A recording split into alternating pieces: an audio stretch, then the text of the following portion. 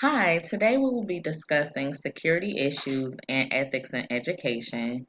The presenters of Chapter 8 will be Deja White, subtitles 1 through 3, Joy Wilson, she covered 4 through 6. My name is Zada Toba, and I covered 7 and 8, as well as the graphics, and today I am the narrator. So, security issues and ethics in education is a huge topic.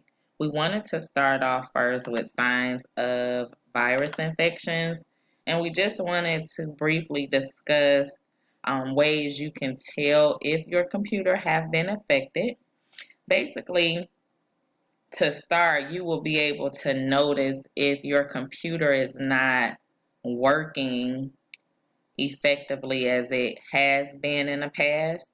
So that's one of the signs. You may have to continue to restart your computer or laptop. You may find that files are missing, certain programs are missing, as well as you may hear some unusual sounds in the background. Sometimes music is playing in the background as if something wasn't closed out, as well as some of your important files may be corrupted. So those are ways that you can tell that the computer has been affected.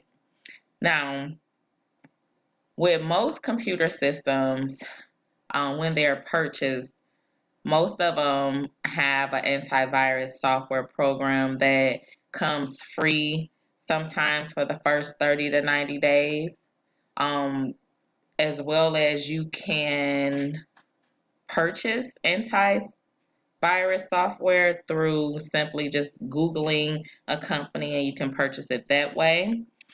Most school districts and career settings come equipped with their own antivirus software programs as well.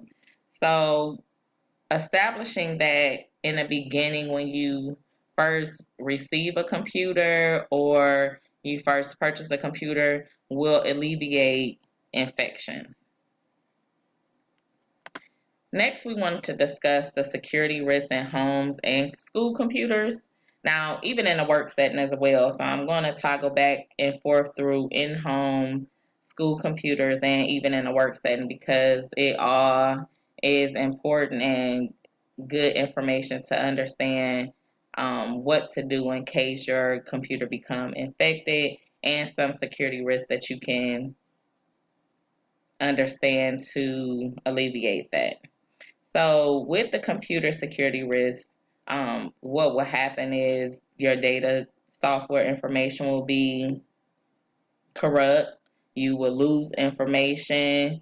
The computer program itself will be corrupt and loss of equipment. So it can be pricey if your computer system becomes affected and infected due to any type of virus. As well as a lot of people are not aware that it's illegal to place any type of viruses on computers. So that is something that you will want to be aware of as well. There is definitely a crime attached to placing viruses on computers knowingly.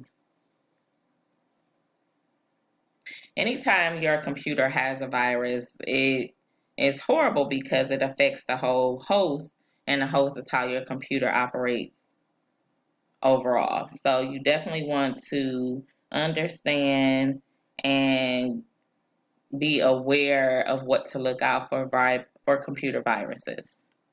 Now, we already discussed ways to combat viruses, and that's with the antivirus software programs that, again, is purchased with the computer. You can purchase it through a Google application, or most schools have this already set up on their computer. But another thing that will assist in keeping your information safe is to back everything up. And what that is just a duplicate file of important information. That way, if something does become lost or damaged, you will still have your information in a safe place. And what I mean by in a safe place, you can back it up on a drive.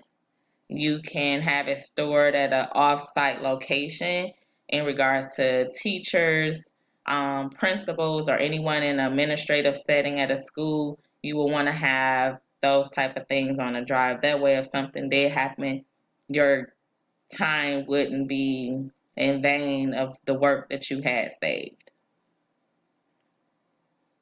I also included a video with our presentation. I thought it was important to include this video because it shows you how to have access to Google Cloud. Google Cloud is in demand and it's mostly used because it allows you to have things backed up on your work computer, meaning in a school setting or in a professional setting.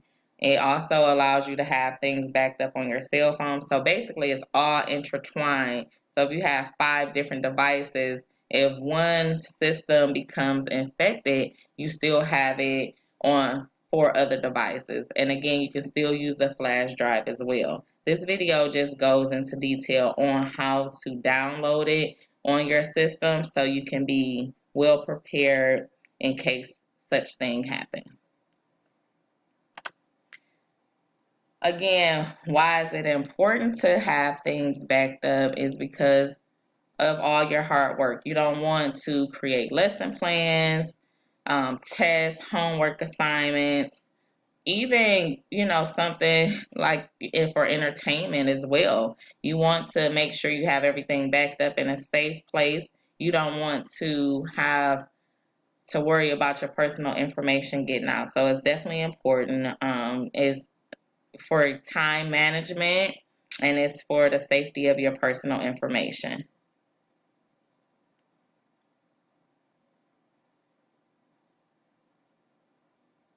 So with the information privacy, basically, this is just stating that it restricts individuals from collecting and sharing your information. So you want to make sure, again, that everything is safe. Everyone is following the Privacy Act in regards to personal information. Is super important because a lot of us pay our bills online. We have our important documents in regards to the IRS in a school setting. Your transcripts are there. These type of documents follow children from K through 5, 6 through 8 to high school. So it's just definitely important to make sure that everything is backed up. Now we do want to discuss as well the acceptable user privacy policy as well. And that is required by most schools. It's a form that teachers, students, and parents must sign. And again, it's just to protect everyone's privacy. It's to protect information. It's to protect and to make sure everyone is on one accord with the guidelines that are used. Now, of course, there are certain guidelines that's universal, and then in some settings, depending on what district school you work in or what state you work in, they may have different guidelines in regards to school computers, network, and internet. And then, of course, we do have the Copyright Act from 1976, which this is important too because some documents and information should be shared. It gives educators permission to print certain copywritten material. It also gives parents the permission to have certain copywritten material in regards to, as an example, the school handbook or a student handbook, just different things like that. So they established this act to ensure that some things can be shared without any discrepancy.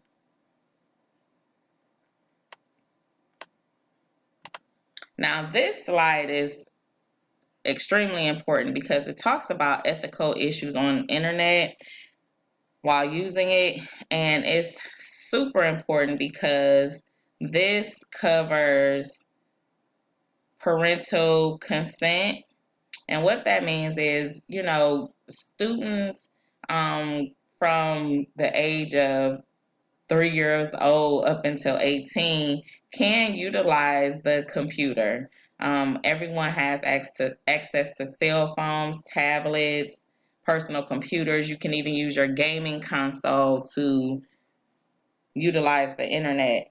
But it has to be rules in place, and they have set an age verification policy in place for children. So if you have a child that's under the age of 18 and they wanted to download a certain game, it could be strictly for entertainment or it can be for an educational game. Whichever way, they have to verify their age to be able to get into certain sites. I think this policy is important to have in place because it allows children to be children. It allows certain content to only be available for certain age groups, and I think that's tremendously important. Again, this slide is just basically going over that and letting you know the importance of confidentiality, how things can be shared because of the Copyright Act, and concerns with age limits and how children can get into situations regarding the internet that's not appropriate. So they have set these guidelines to ensure children are safe with using the internet. Safe and healthy use of technology resources. This just kind of go over the age limit that I was speaking about on slide 8. Basically, babies that are 6 months are now using the internet. Is basically when they're that small is to keep them entertained for the parents, which I don't see anything wrong with that. But research have shown what and how much usage should be available for what age group. So parents definitely want to make sure that they educate themselves on screen times, because children 18 months to 24 months, they should watch high quality programming, which is fine, but maybe they should only watch it for 30 minutes in an hour setting. And this is the reason why the research have been done, because it can be pros and cons to anything when something is being used. So you want to be able to understand the age limit, the screen times, and what is deemed fit for your child age group.